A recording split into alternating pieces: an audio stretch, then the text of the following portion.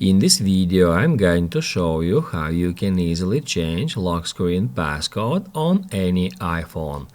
Be sure to watch the video to the very end so you don't make any mistakes. Let's get started, guys. I'm gonna show you all the process from the beginning, and first off we need to head over to Settings. On Settings, scroll down until you find the Face ID and the passcode. To get into that part of settings, we need to enter our current device's passcode. And then once we get into Face ID and passcode, we need to scroll down until we find Change Passcode.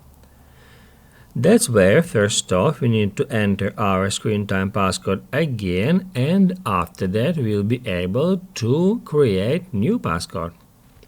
I'm just gonna enter it. It says that this passcode can be easily guessed and it recommends us to use another passcode. However, just to demonstrate you how it works, I'm gonna tap Use Anyway.